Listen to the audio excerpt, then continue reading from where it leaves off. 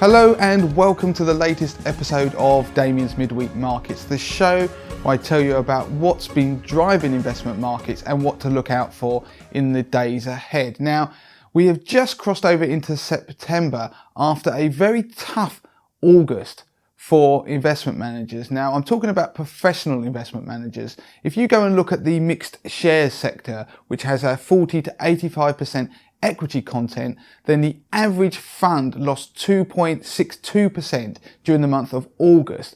Now, that was because there was an increase in trade tensions. Don't forget, Donald Trump threw a trade war tantrum again by proposing to raise tariffs. Some of those tariffs came into effect this week on the 1st of September, but also in August, we had an increased chance of a no-deal Brexit happening at the end of October. Of course, professional managers may have had a tough time, but I personally had a very good month with my own 50k portfolio with 80/20 investor. Now, members will know that I made 0.63% profit during that month. Now, to put that into context, if you look at the 223 fund managers within that mixed sector that I mentioned, 219 of them lost money during August. And that's because they were very growth focused. The reason why I was able to make a profit despite the volatility, and it's seemingly that professional managers didn't, was because I held REITs, which are real estate investment trusts, some utilities exposure, I had exposure to gilts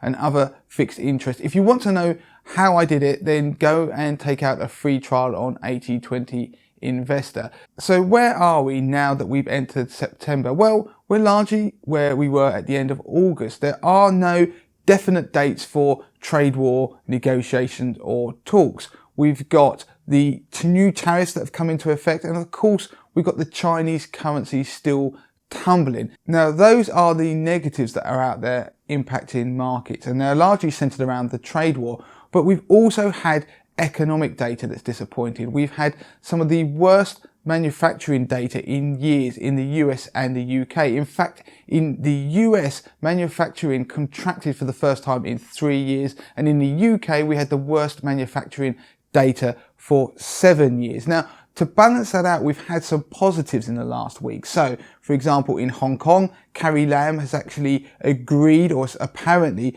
agreed, to withdraw the extradition bill. We've had stability, or some seeming stability, in Italian politics as well, and that's helped push markets up. So we've had a bit of a balance. We are still whipsawing. So if you remember last week, I talked about the S&P 500. I said, go and get your stock market app. You'll see the bounce between around 2850 on the S&P 500 and 2940 on the S&P 500. And we're still range bound. We're still trading with a lot of volatility, and what's happening is traders are coming back from their holiday, so we're getting a little bit more volume in the trades, and markets are seemingly trying to decide whether they're going to break higher or break much lower, and that will only come to light in the coming days and months. Now, of course, we've got the fear index is still where it was last week, around 18, and bonds are still being paid handsomely. So investors in bonds are probably loving this environment at the moment and all the uncertainty,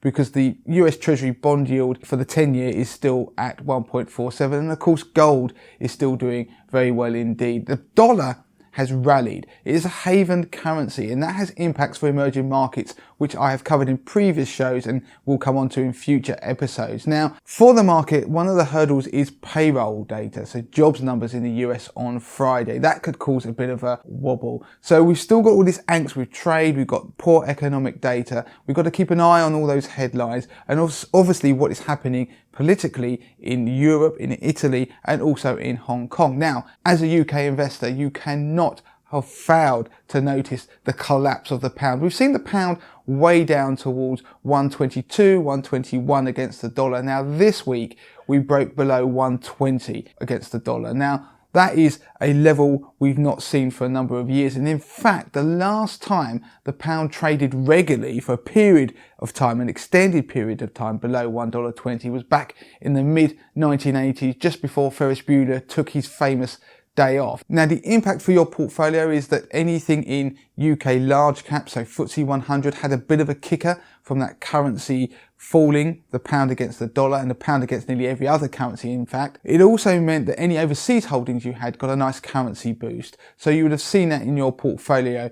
Equally, anything that was UK focused purely, so you're talking about UK small caps, would have had a little bit of a hit, because the reason for the fall in the pound was of course the uncertainty surrounding Brexit and Boris Johnson trying to force through a no-deal Brexit by the end of October. And of course we had Parliament try and stop him. So where we are at the moment is British politics is in a mess. And ironically, despite the fact we don't seem to have anybody running this country right now, that was a positive for the pound. So we had a little bit of a pickup. It rallied from 119 back up to about 121, 122 against the dollar. So that was some good news. But it just shows you the volatility that we're going to see in the coming weeks ahead. So something to bear in mind. So again, Brexit headlines are making a massive impact. Expect more volatility and be careful not to be caught out by it. So that is it for this week on Damien's Midweek Market. You can contact me as ever via email, damien@moneytothemasses.com. Of course, you can contact me and ask me questions on Twitter, Money to the Masses with a number 2, and via Instagram. But please make sure you subscribe to our YouTube channel and leave any comments or questions below the video, because I will endeavour to answer them all.